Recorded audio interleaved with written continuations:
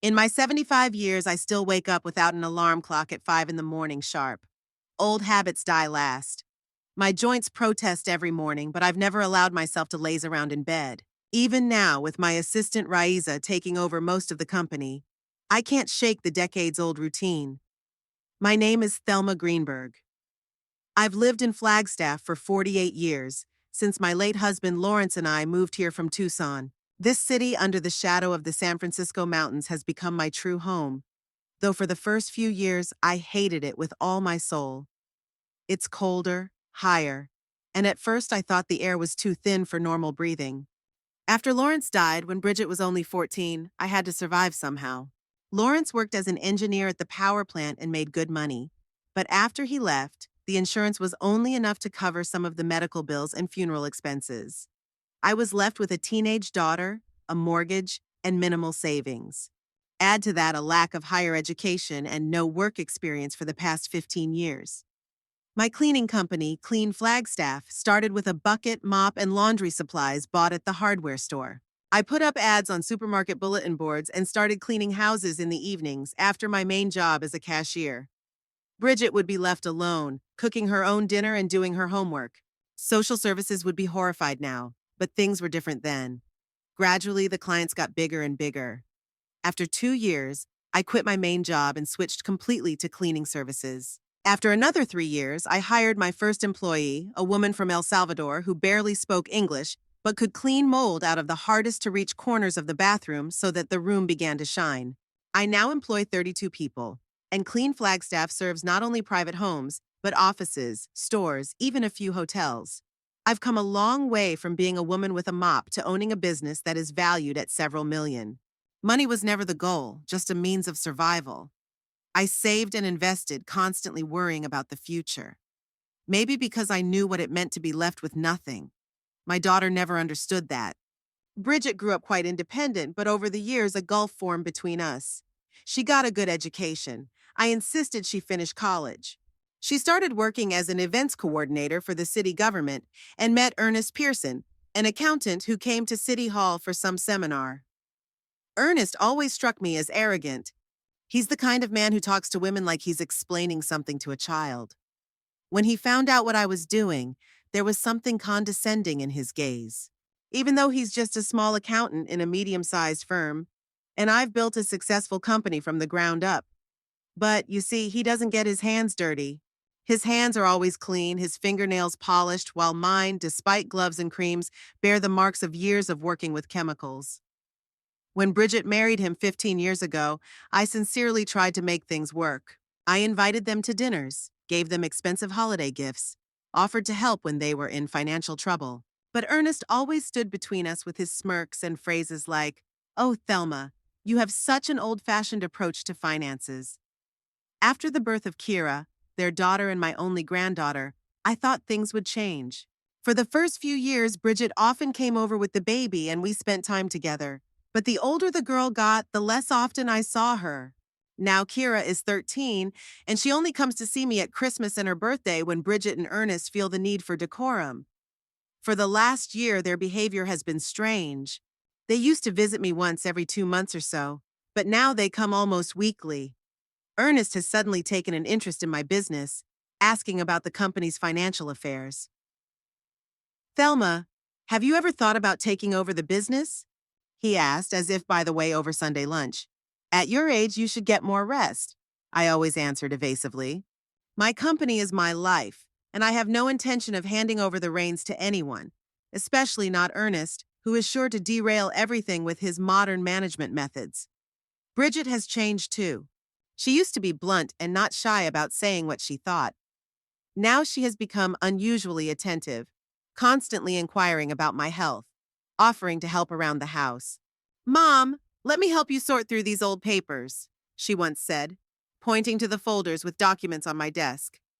"There's probably a lot of junk in there." Those folders contained company documents, contracts, billing statements. Nothing unnecessary. "Thank you, darling, but I'll take care of it," I said, and I saw her and Ernest look at each other. Last week they arrived with a box of donuts and a new question. "Mom, have you thought about updating your will?" Bridget asked while Ernest studied a painting on the wall that I had bought at an auction 10 years ago. It's been a long time since you made one. Laws have changed. Do you know how much that painting is worth? Ernest asked suddenly, not taking his eyes off the canvas. Enough to hang on my wall, I answered, and saw the corner of his mouth twitch. After they left, I went up to the bedroom and opened the safe hidden in the wall closet behind a row of old dresses I hadn't worn in years. It held real estate deeds, securities, and cash, my rainy day reserve. $400,000 in cash might seem odd in the age of wire transfers, but I'd never fully trusted banks. I remembered my parents' stories about the Great Depression all too well. As I thumbed through the stacks of bills, a strange unease swept over me. Everything seemed to be in place, but something was unsettling. Maybe it was Ernest and Bridget's questions that made me nervous. Or maybe it was my intuition, which rarely failed me. Yesterday, Bridget called and asked if I needed anything from the grocery store, since she and Ernest were going to the supermarket. I said I'd go shopping myself, but she insisted. An hour later, they showed up with several bags. "We bought your favorite cookies," Bridget said with a smile that didn't affect her eyes. "And also that cheese you always take." Ernest, meanwhile, strolled around the living room as if assessing the surroundings. "Where is that beautiful vase that was on the mantelpiece?" he asked. The vase, an antique, worth about $5,000, was now in my bedroom. "I moved it because I decided to clean the mantelpiece." "It broke," I lied, watching his reaction. Ernest's eyes widened for a moment and then he shrugged nonchalantly. "Too bad. She was really valuable." When they left, I felt the need to check the contents of the safe again. This time, I carefully counted the money and my suspicion was confirmed. In one of the bundles, $200 bills looked a little different. The paper was a little rougher, the color slightly different. I took out my magnifying glass and examined them more carefully. They were fakes and not bad ones. Not good enough to fool a bank, but convincing enough to mislead an older woman who didn't check every bill. I slowly put everything back in the same order and locked the safe. Then went back to the living room and sat in my chair looking at my phone. I wanted to call Bridget and tell her what I thought, but instead I dialed the number of Raisa, my assistant. "Raisa, I need you to help me with something," I said when she answered. "I think I have a problem with my family." After talking to Raisa, I sat in silence for a long time, remembering how Bridget had come to me with her problems and worries as a little girl. How I had protected her from the world, worked 3 jobs to make sure she had a good life. And now she and her husband seem to be planning to rip off her own mother. I don't know what hurt more. The betrayal or the fact that they think I'm so stupid that I won't notice the switch. Perhaps they had taken money before, a little at a time, and now they were taking a more serious step. I didn't call the police. It's my daughter, no matter what she does. Besides, I've always preferred to solve problems on my own. Instead, I decided to observe and find out how far they were willing to go. After that evening, I began to regularly check the contents of the safe.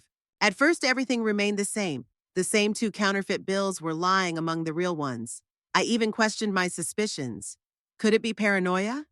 It happens at my age. But the inner voice that had gotten me out of a lot of trouble over the years kept telling me, "Thelma, don't be stupid." On Thursday, a week after Bridget and Ernest's visit, I returned home from a meeting with a major client. It was a representative of a hotel chain who wanted to discuss expanding our contract. Our conversation dragged on, and I didn't get home until 7 in the evening, 2 hours later than usual. The front door was locked, as it should be. There was nothing to indicate a break-in. But as soon as I crossed the threshold, my instincts told me someone was in the house. Little things, the smell of someone else's cologne, the slightly displaced rug in the hallway, the elusive feeling of disturbed space. I walked slowly through the rooms, scrutinizing every corner. In the bedroom, I headed straight for the closet. Pulling out a row of old dresses, I opened the back panel and dialed the combination on the safe. Inside, everything looked neat, but I knew I needed to check every bill, and I was right. This time, 10 $100 bills had already been switched. $1,000 in counterfeit bills. "So that's how it is," I whispered, looking at the counterfeit money. Little by little, little by little. The plan was clear as day. They'd replace the real money with fake money in small increments, so I wouldn't notice if I decided to look in the safe. By the time I find out it's missing, it'll be all counterfeit, and the real money will be long gone. And how can I prove the theft if the number of bills is the same? I carefully put everything back in order and locked the safe. Then I called Raisa and asked her to take over all my cases tomorrow. I had to keep an eye on Bridget and Ernest. In the morning, I parked 2 blocks from their house in a place with a good view. My old Volvo didn't attract attention in this neighborhood. Brigitte got out first, got into her Toyota, and drove off in the direction of City Hall, where she worked. 20 minutes later, Ernest showed up.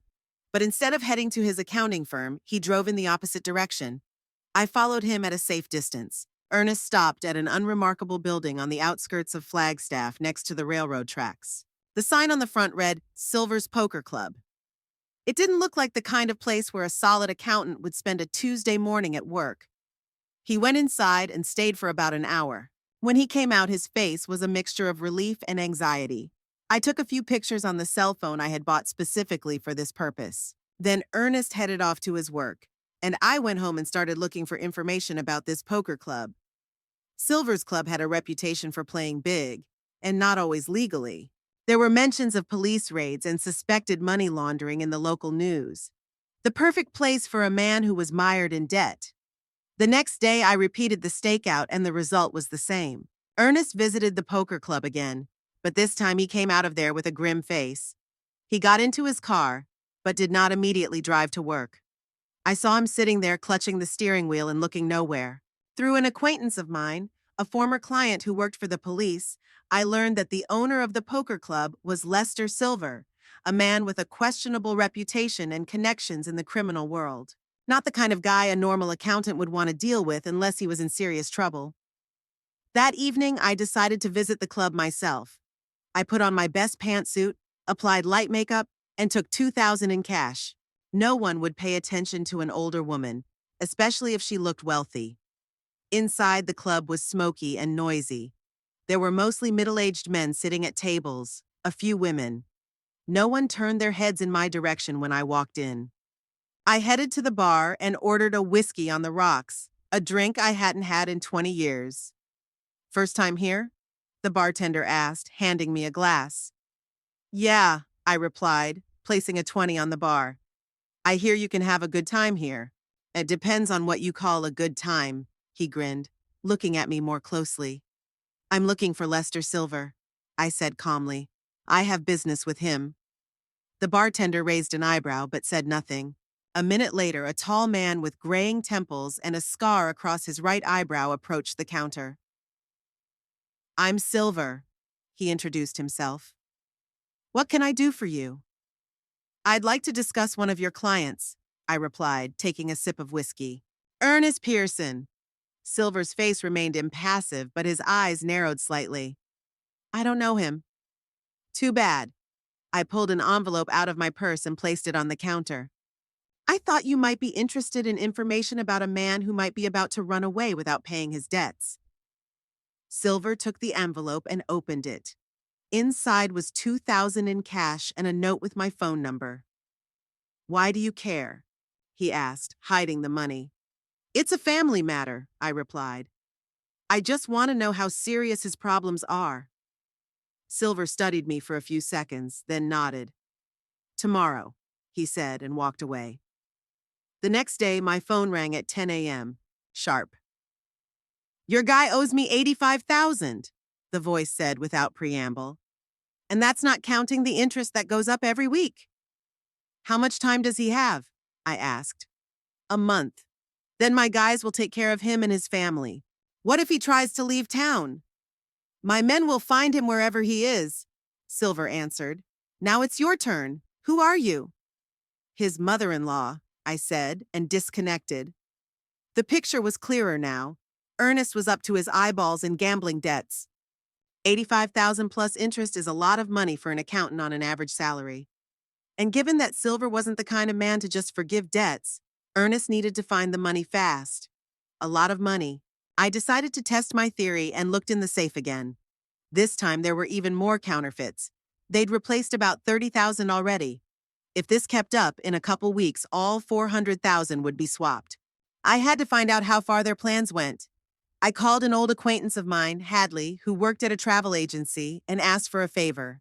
Hadley, could you check to see if Ernest Pearson or Bridget Pearson Greenberg made any plane reservations? Thelma, you know I can't. Remember when your daughter was getting a summer job with us and her marijuana arrest could have ruined everything? There was silence, then a heavy sigh. Give me an hour. Exactly an hour later, Hadley called back. They had booked 3 one-way tickets to Lisbon, Portugal. The flight leaves in 6 days from Phoenix. Ernest, Bridget, and Kara Pearson. I felt a chill go through me. They were planning to take not only my money, but my granddaughter. To take her to another continent and deprive me of seeing her. Thank you, Hadley, I said and hung up. In that moment, I made a decision. I wasn't going to let them get away with it. They had stolen my money, planned to steal my granddaughter, and now they would find out what Thelma Greenberg was capable of when betrayed. For the next 2 days, I watched their house, saw them carry extra suitcases out of the garage and load them into the car. How Kyra comes home from school with a sad face. Surely she didn't want to leave her friends. How Ernest smokes nervously in the backyard, looking around all the time. I could go to the police, report the theft, the counterfeit money. But what would that get me? A lengthy investigation, a trial, a family scandal. Kira would be in the middle of it all, and there's no telling how it would affect her. No, this problem needed to be handled differently, more personal. On Thursday, 2 days before they were scheduled to leave, I called a lawyer I knew and drafted a new will. Not the one Bridget and Ernest had expected. Then I contacted Raiza and asked her for a special favor. I needed her to rent a small cabin in the mountains in my company's name and prepare it in a certain way. Are you sure, Thelma? She asked when I explained what I needed. Absolutely, I replied. They deserve a lesson. That evening, I sat in the living room and pondered the details of my plan. It was risky, but I felt a strange excitement I hadn't felt in years. This was a game, and I intended to win. I called Bridget and told her I wanted to see them tomorrow. Mom, we're really busy, she began to excuse herself. Maybe next week? I want to give you some papers, I said. I've decided to sign over the house and the company to Kara, with you as her guardians until she comes of age. I need you to sign the papers. There was a pause, and then I heard Bridget cover the phone with her hand and say something quickly, obviously to Ernest. We'll be there tomorrow at 11, she said at last, her voice full of excitement. That is so generous of you, Mother. Family is family, I replied and hung up. In the morning, I checked the safe one last time. As I expected, almost all of the bills had been replaced with counterfeit ones. There was about 50,000 real money left. Apparently, they hadn't had time to replace all of it, or had left some of it behind in case I wanted to withdraw the money in front of them. I took out the counterfeits and hid them somewhere else. Then I took out the real money and put it in a small case. The gun Lawrence left behind, I loaded and hid it in the pocket of my robe. I don't think I'll have to use it, but it's better to be safe. At 11, the doorbell rang. I took a deep breath, feeling my heart pounding. This was my chance to avenge my betrayal, and I wasn't going to miss it.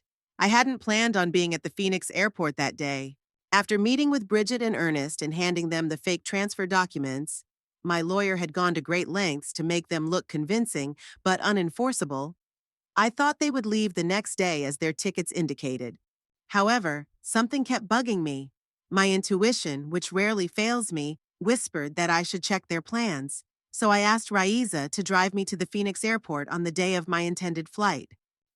She didn't ask too many questions, though she must have known something serious was going on. Leave me at Terminal 3 and go back to Flagstaff, I told her. I'll get home on my own. Are you sure? She asked, looking at me with concern. That's a long way to go for a solo trip. I'm 75, not 95, I grumbled. I'll manage. She smiled and nodded. Raisa knew it was useless to argue with me. At the airport, I bought a ticket for the next domestic flight so I could get through security and into the departure area for international flights. I didn't care about the money for a ticket I wasn't going to use. It was much more important to see for myself what my favorite relatives were up to. After passing through the control, I settled down in a cafe with a good view of the check-in area for international flights.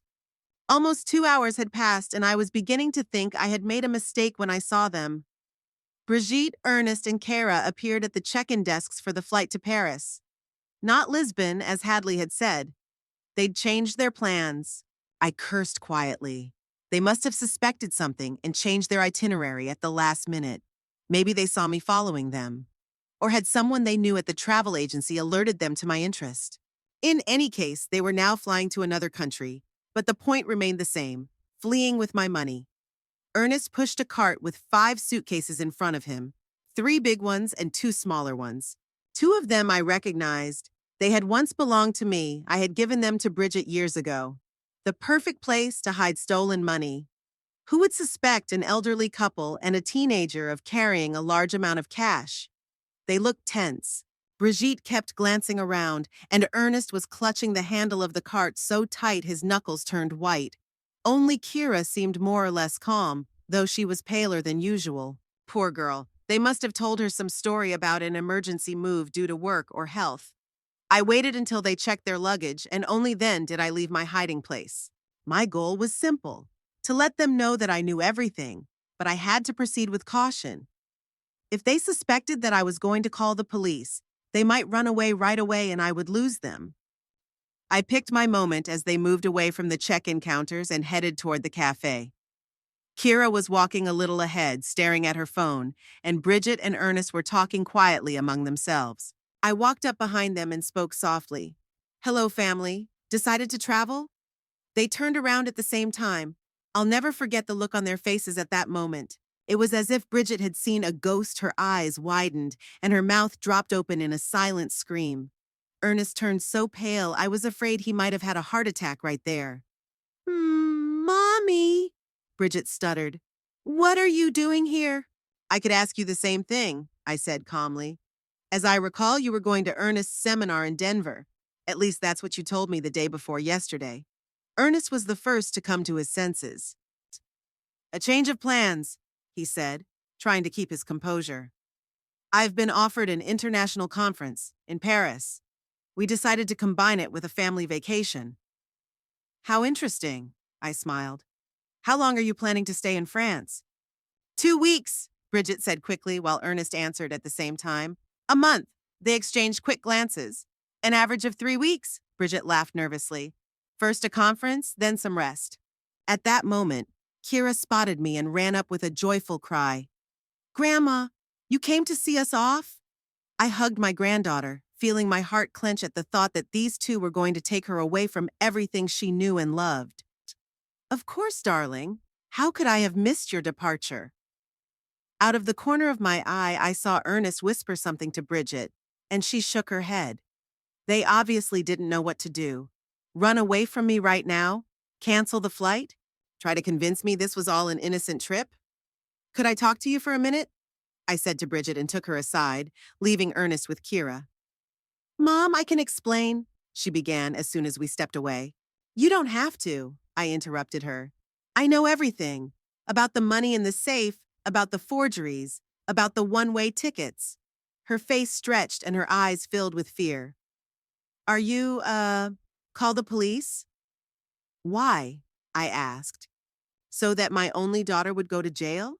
So that Kara would be left without a mother?" "Then, what are you going to do?" I sighed as if making a hard decision. "Nothing. You can fly." She looked at me incredulously. "Just like that? You're going to let us leave with your money?" "They're yours now, aren't they?" I grinned bitterly. "You signed the deed of transfer. It's all legal." She clearly didn't understand whether I was being sarcastic or whether I really thought the money was their property now.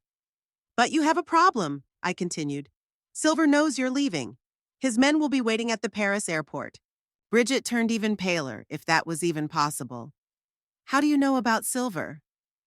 "I know a lot of things, my dear," I said. Ernest owed him $85,000 plus interest. Silver isn't the kind of man who forgives debts. She covered her face with her hands.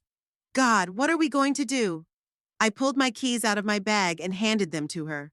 "I have a cabin in the mountains. It's small, but it's secluded. You can wait there for a few days while I make a deal with Silver.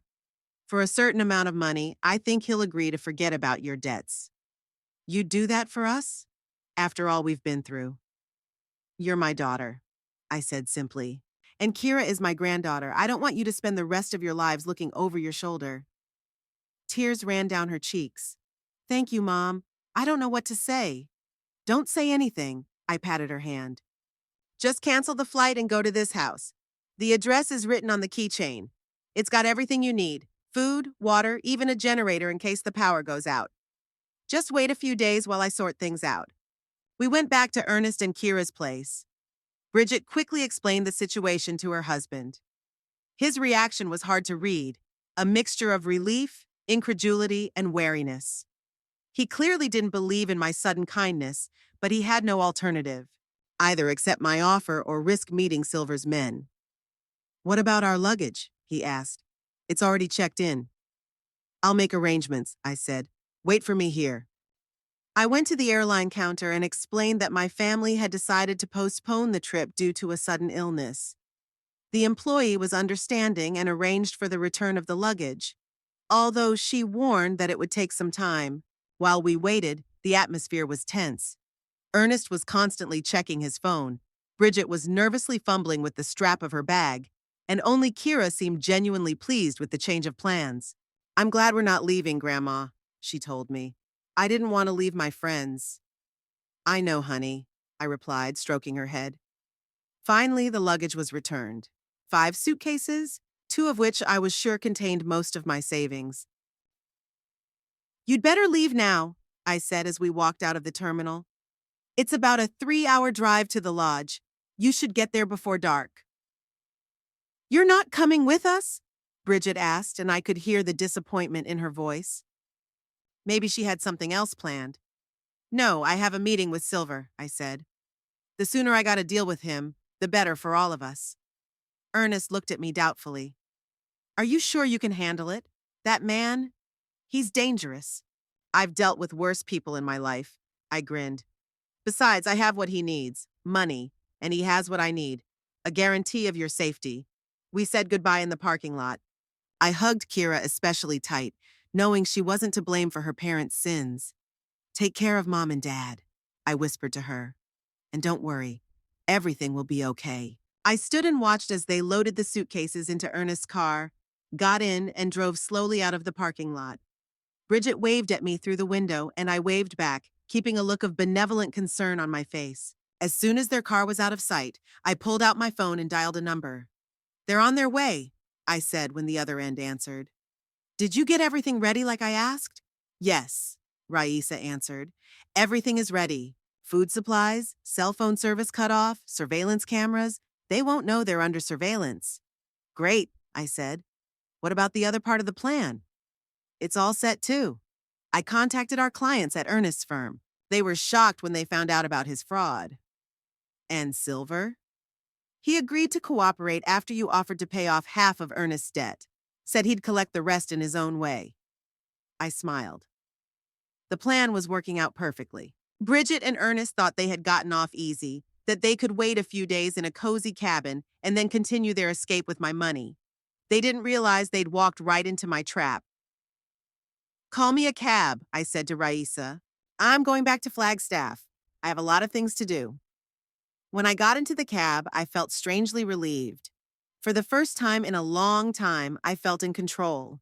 Bridget and Ernest thought they had outwitted the old woman, but they had grossly underestimated me. They would pay for their betrayal, but not in the way they expected. My revenge will be cold and deliberate, like everything I do in my life. I stared out the cab window at the passing scenery and thought about what awaited my ungrateful family in the coming days. They turned pale when they met me at the airport, but that was only the first shock. The real nightmare awaited them ahead. Back in Flagstaff, I immediately set about implementing my plan. Revenge is a dish to be served cold, and I intended to serve it perfectly. In 48 years in the cleaning business, I had made a lot of useful connections. It was time to put them to use. The first thing I did was check the security cameras Raisa had installed in the mountain lodge. The system was hidden. The microcams were in light fixtures, behind paintings, in ventilation grills. Brigitte, Ernest, and Kyra arrived at the site around 5 in the evening. They looked tired after the long drive, but were visibly relaxed when they entered the house and saw that everything was exactly as I had promised. a cozy dwelling with food supplies and everything they needed for a comfortable stay. I watched them unload their suitcases. Ernest was especially careful with two of them, the ones I was sure contained my money.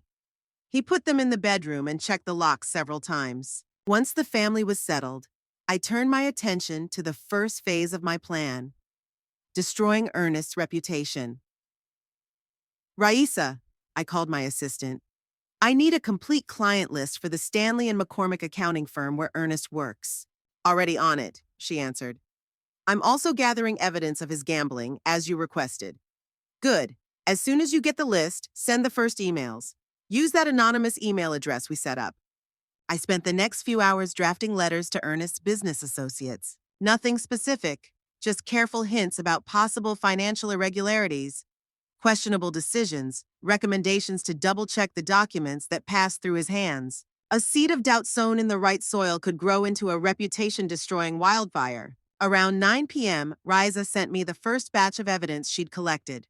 Photos of Ernest entering the Silver Horseshoe Casino, snapshots of his meetings with Lester Silver, printouts of large cash withdrawals from his bank account that matched the dates of his casino visits. Perfect material for the next step. In the morning, I called Doreen Lambert, a partner in the law firm that handled several of Ernest's big clients. Doreen, good morning. It's Thelma Greenberg. Thelma, good to hear from you. What can I do for you? It's a delicate matter, I began, putting a note of concern in my voice. It concerns my son-in-law, Ernest Pearson. He works at Stanley and McCormick, and I have reason to believe that he's, how shall I put it, not entirely honest in his work. Oh, Doreen's voice became wary. That's a serious accusation. I know, which is why I approached you in confidence. Your firm has clients who work with Ernest, doesn't it? Yes, several, she confirmed. But I can't discuss. You don't have to, I interrupted. It's just, maybe you should advise them to double-check their financial records, especially the ones Ernest had access to. Thelma, what exactly do you know? I paused, as if considering how much I could say. Ernest has serious debts to people he'd rather not do business with. Gambling debts. Big ones. And I suspect he's looking for ways to pay them off. Doreen sucked in a breath of air. Understand. Thank you for the information. Of course, I hope I'm wrong, I added. But it's better to be safe. After talking to Doreen, I knew the rumors would start to spread. In Flagstaff's business world, news travels fast, especially bad news. The next step was to send evidence of Ernest's gambling addiction directly to his firm. I prepared a packet of documents and wrote an anonymous cover letter. Dear Stanley and McCormick Management, as a client concerned about the integrity of your firm, I feel it is necessary to bring a potentially problematic situation to your attention. One of your employees, Ernest Pearson, regularly attends gambling establishments of questionable reputation and has large debts. I have enclosed evidence to corroborate this information. Given that Mr. Pearson has access to clients' financial records, this situation raises serious concerns about possible conflicts of interest or even financial fraud. Sincerely, concerned client. I sent the package of documents with a courier from another city so as not to leave a trace. At the same time, I started preparing for the next phase of the plan, the interception of the suitcases with the money.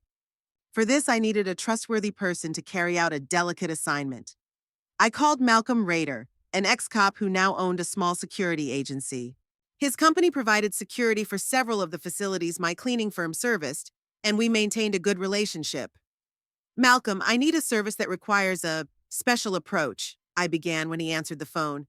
I'm listening. His voice sounded wary but interested.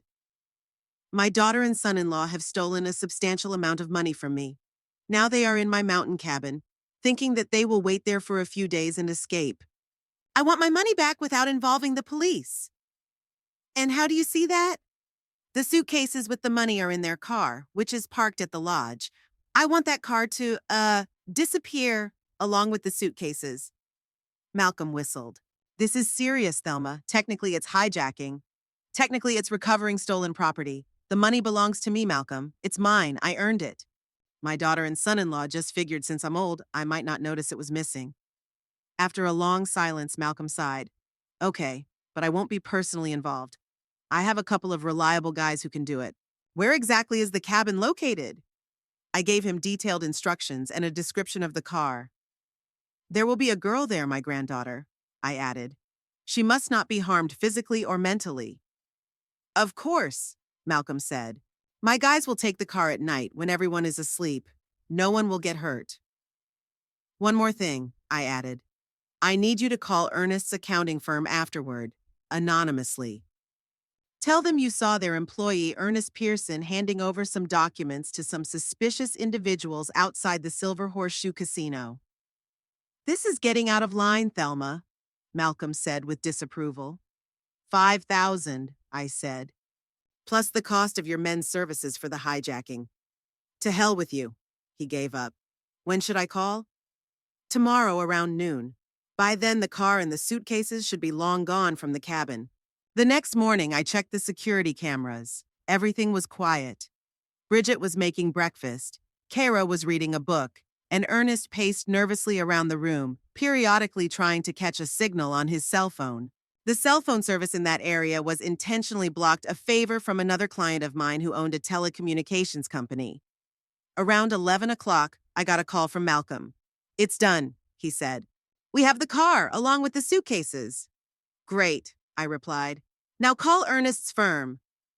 At exactly noon, I watched on the monitor screen as the landline phone rang in the cabin, the only means of communication that worked there. Ernest grabbed the receiver, and I saw his face stretch with surprise, then contort with shock. He turned his back to the room and lowered his voice, but the camera with the directional microphone still caught his words. What do you mean, fired?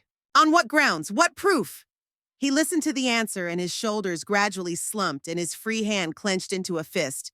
It's a lie! Someone is spreading slander about me. I demand a meeting with the management. He tried to argue for a few more minutes, but then his tone changed from indignant to pleading. Look, I can explain everything. These are temporary difficulties. I'm not a crook, I swear. When he hung up the phone, his face was gray. He slowly turned to Bridget, who was watching him anxiously. What's wrong? She asked. I've been fired, he replied, muffled. Someone had sent the firm proof of my visits to the casino, and some witness saw me allegedly handing over documents to suspicious individuals. What? But that's... And, he interrupted, they're auditing all my clients.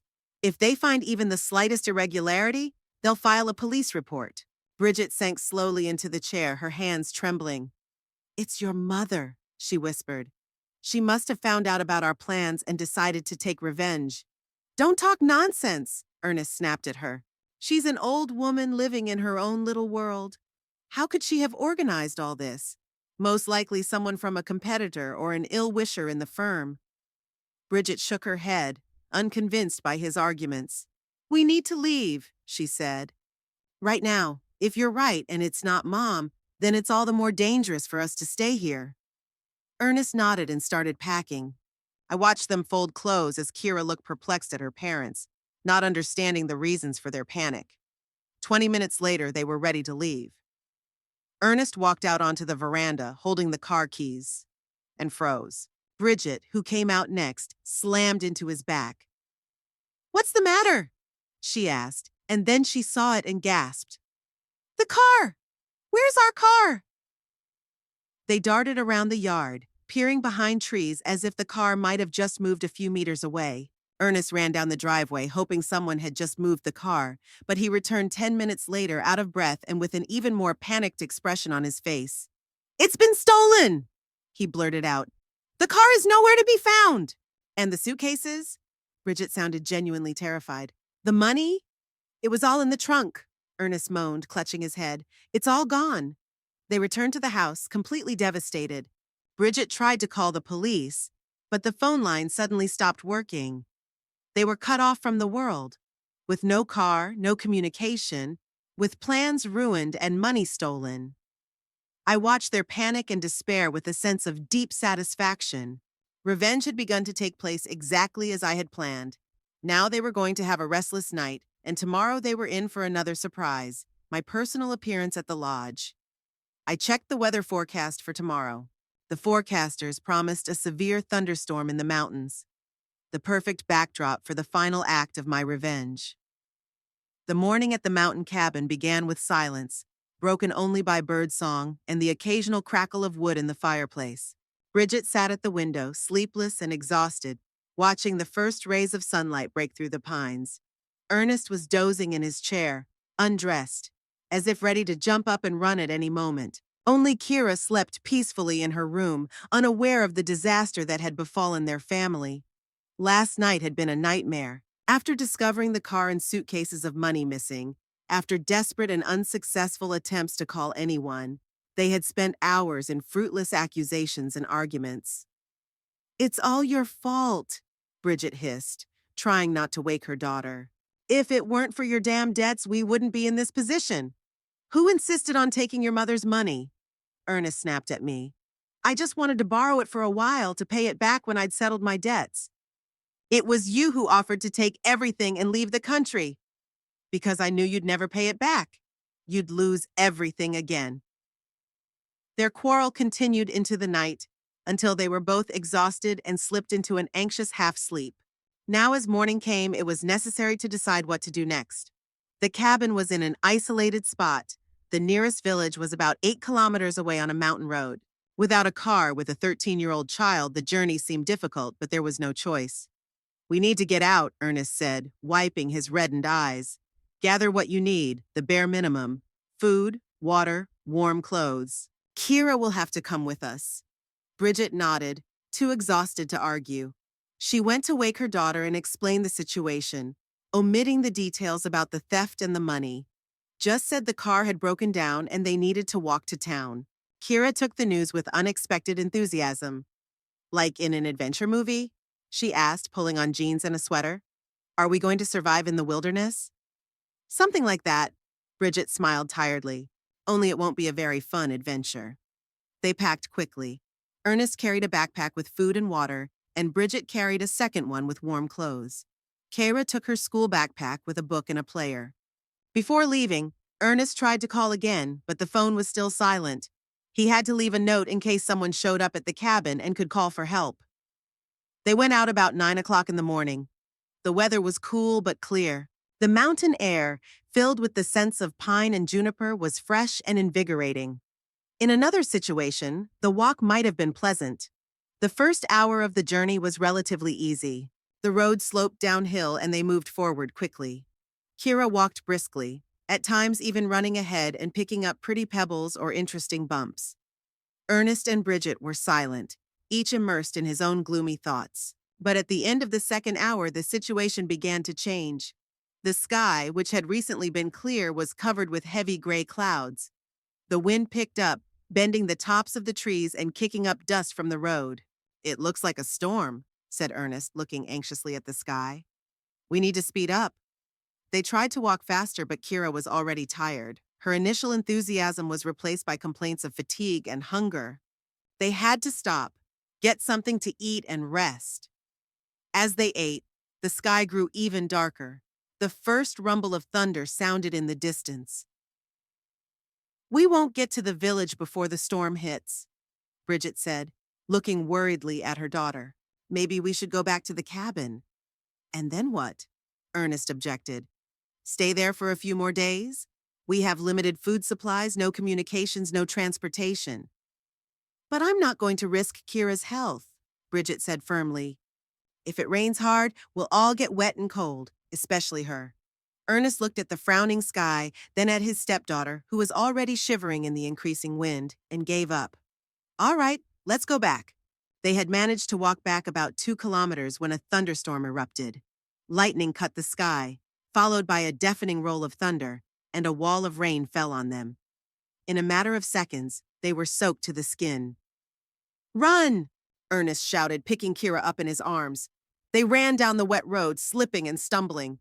The rain slapped their faces. The wind knocked them off their feet. Kira cried, clinging to her stepfather's neck. Bridget tried to cover her daughter with her jacket, but it did little good. All 3 of them were soaked to the skin. When the cabin finally came into view, they were incredibly relieved.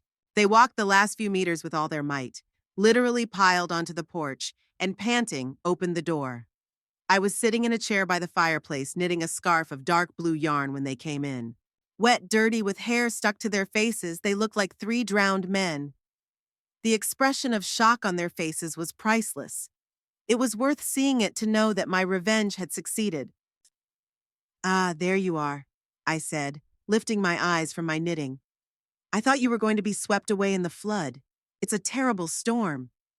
They froze on the doorstep, unable to believe their eyes. Ernest looked particularly amused, his always arrogant face contorted with a mixture of fear and bewilderment. "Grandmother?" Kira said incredulously and rushed over to me. "Did you come to save us?" I hugged my granddaughter, ignoring the fact that she was soaking wet. She was the only person in their family I really loved. "Something like that, sweetie. Go change. I've got dry clothes in your room and hot chocolate in the kitchen." Kira ran to her room with a cheer. As soon as she was out of sight, I let the smile disappear from my face. The warmth with which I had spoken to my granddaughter was replaced by an icy coldness as I looked at Bridget and Ernest. "What are you doing here?" Ernest said, still standing on the doorstep. "How did you get here?" "I have my own car," I replied calmly. "Unlike you.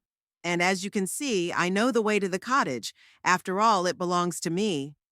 "It was you," Bridget whispered, suddenly realizing the truth. "You set this whole thing up, stealing the car, disconnecting the phones, and so much more," I nodded, putting my knitting aside.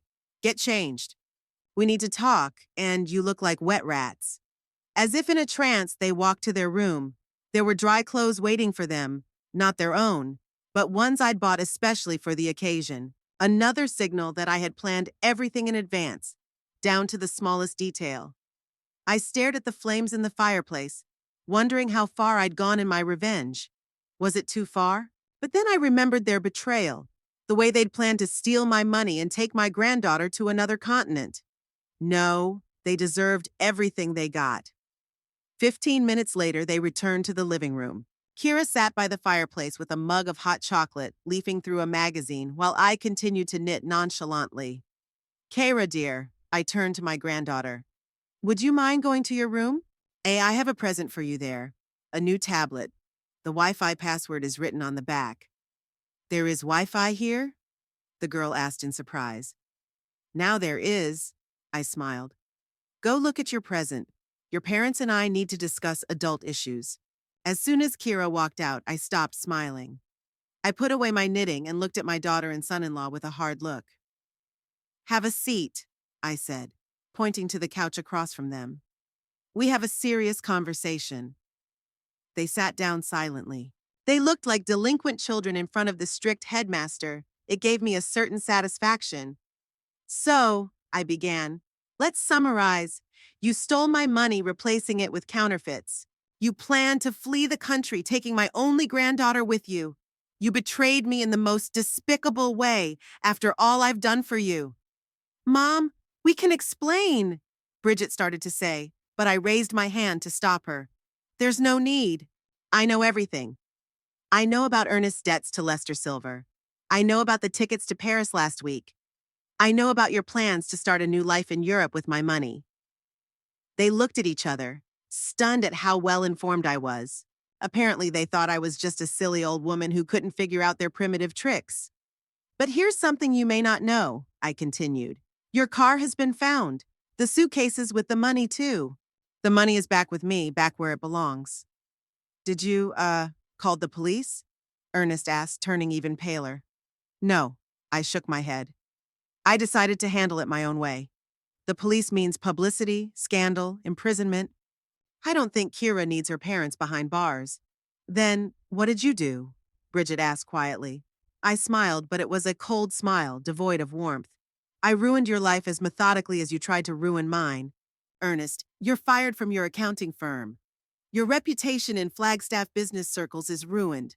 No one will hire an accountant who is suspected of financial fraud and gambling addiction." Ernest made a suppressed sound and covered his face with his hands. His arrogance vanished, replaced by outright horror. "Bridget," I continued, turning to my daughter, "the mayor's office already knows that you were planning to disappear suddenly, leaving projects unfinished. Your career as an event coordinator is over. But how did you—" she began and stopped, realizing the pointlessness of the question. My daughter never realized how extensive my connections in Flagstaff were. Nearly 30 years in the cleaning business means access to virtually every office in the city. Your joint bank account is frozen for verification, I continued nonchalantly. Credit cards are blocked. Your tickets to Paris have been canceled and are non-refundable. Your house? Well, technically it's still yours, but with your credit history screwed up, it's unlikely you'll be able to keep paying your mortgage. With every word I said, they shrank back into the couch, becoming smaller and more insignificant. As for Silver, I continued, and Ernest flinched at the mention of that name. I paid half of what you owed me on the condition that you work off the rest.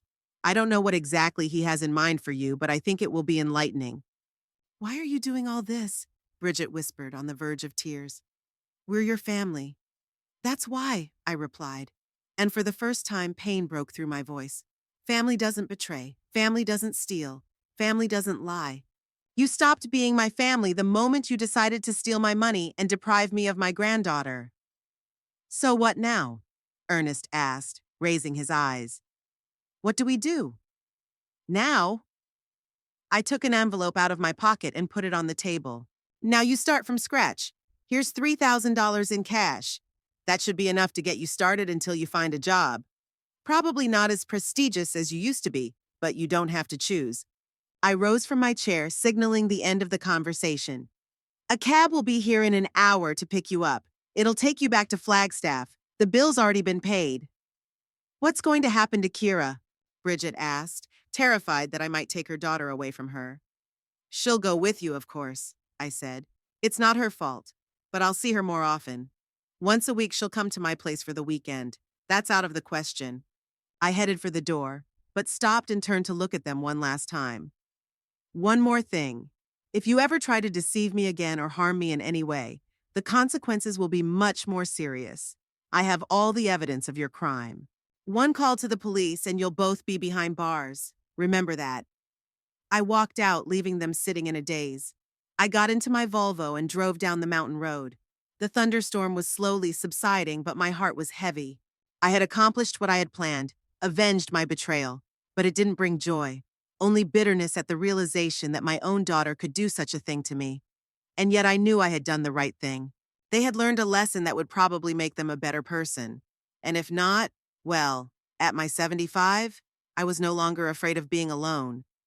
I had company, my life's work, and now the right to see my granddaughter on my own terms. The rain had ended, and rays of sunlight were breaking through the breaks in the clouds, reflecting in the puddles on the road.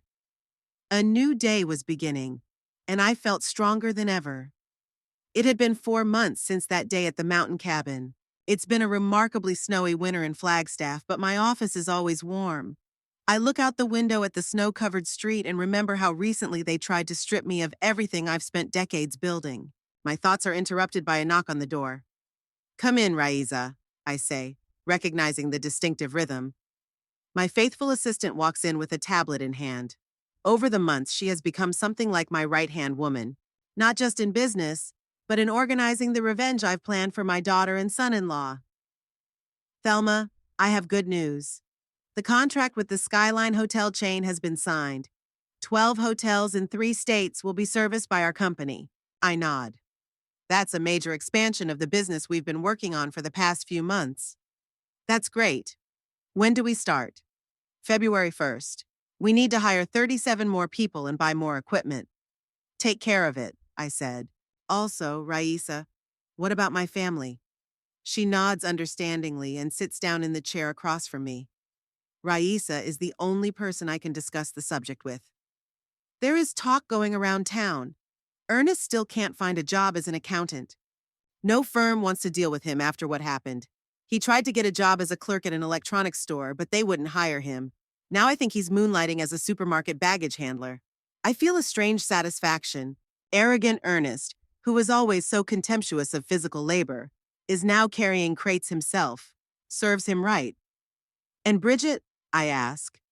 She got a job as a janitor in a business center on the outskirts of town. Ironic, isn't it? She always thought your work was undignified, and now she's doing the same thing, but for a lot less money. Ironic indeed, I agree. How's Kira? She's fine. She goes to school, comes to your house on weekends. The neighbors say she seems quite happy despite her family's changed situation. That's good news. After everything that's happened, Kyra and I have been seeing more of each other. Every weekend, she comes to my place and we spend time together, baking cookies, watching movies, sometimes just talking. She knows nothing about the real reasons for her parents' financial collapse. To her, it's just a series of unfortunate coincidences. Her stepfather's firing, the bankruptcy, the loss of the house. Better for her not to know the truth that her mother and stepfather tried to steal my money and move her out of the country. Did they move out of their home? I ask, even though I already know the answer. Yes, 3 weeks ago. They couldn't pay the mortgage. Now they're renting a small apartment on the south side. Not the most affluent neighborhood. I sigh. Part of me still feels a little guilty about how badly I've ruined their lives. But then I remember their betrayal, and the guilt recedes. They chose that path when they decided to steal from their own mother.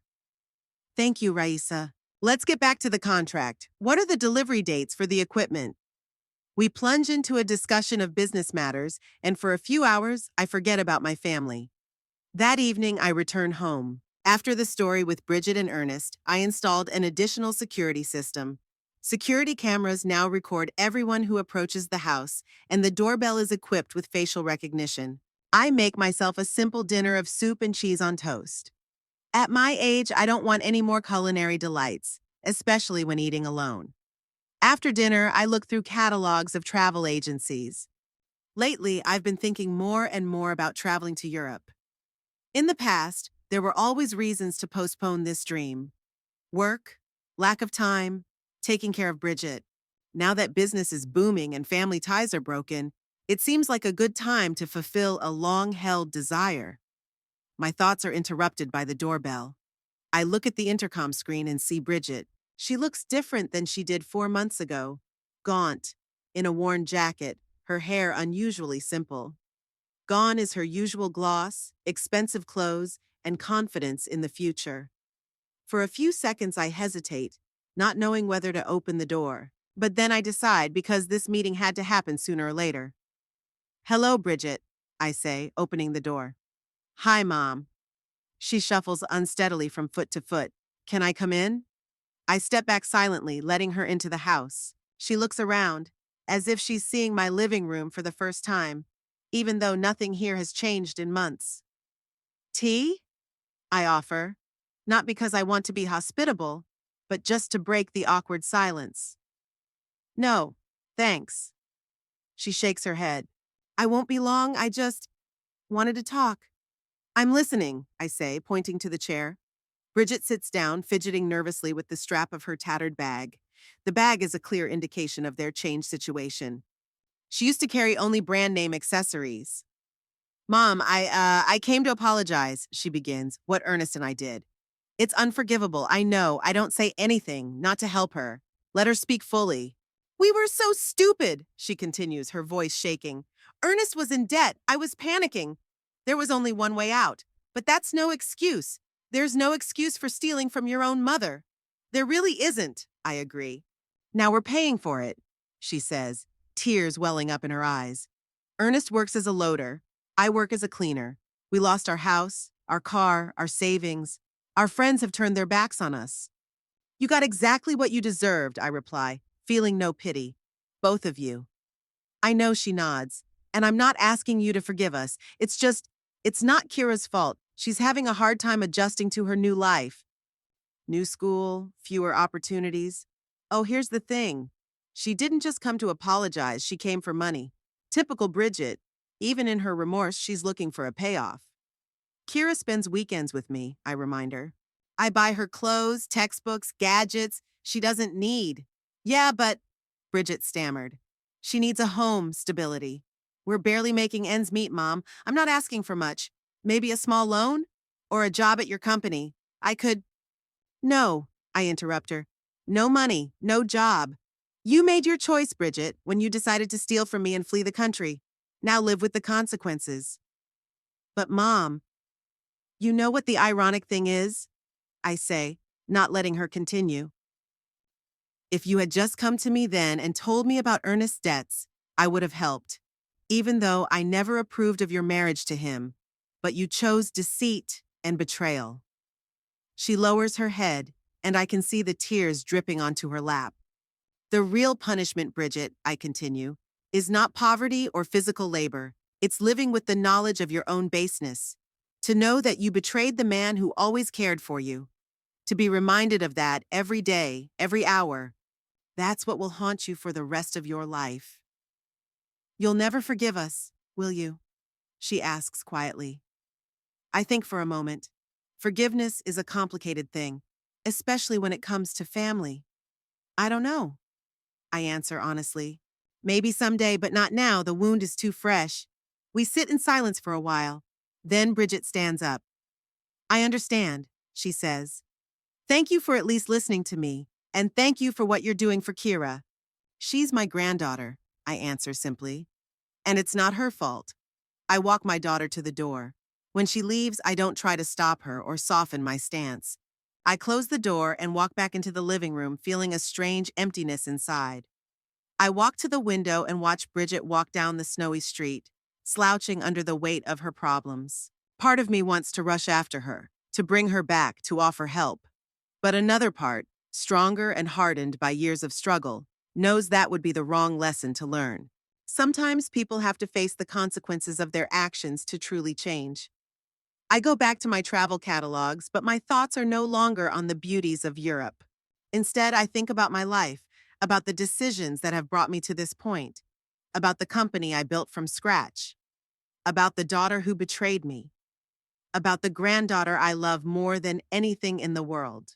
Revenge didn't bring me happiness as I had hoped, but it gave me something else, a sense of justice, the knowledge that betrayal does not go unpunished, and maybe that's more important. I wake up the next morning with a clear head and a new decision. I call the travel agency and book a 3-week tour of Europe. Paris, Rome, Barcelona, Vienna, all places I've dreamed of for decades. Are you traveling alone, Madame Greenberg? Asks the agent. Yes, I answer. Just me. After the call, I sit for a while thinking about the upcoming trip. For the first time in a long time, I feel real excitement. Not bitterness, not anger, not a desire for revenge, but a simple human anticipation of something good. At 75, I'm finally doing something solely for myself. Not for my business, not for my family, for myself. And that's perhaps the most important lesson I've learned from this whole story. Life goes on. My company is growing, my granddaughter is coming for the weekend, and soon I will see the Eiffel Tower. Revenge has given me a sense of justice, but it is these simple joys that give me real self-respect and meaning to existence. Late at night, as I review my paperwork for the trip, I'm reminded of my grandmother's words from years ago. Thelma, never let others define your worth. You are stronger than you think. She was right. I survived my daughter's betrayal, avenged it, and now I've moved on. Not forgetting the past, but not letting it determine my future either. I close the file and turn off the light. Tomorrow is a new day, and I have a lot to do before my trip.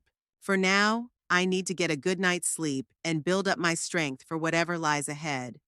After all, at my age, you have to appreciate every moment of life. And I intend to live my remaining years the way I've always wanted to, on my own terms.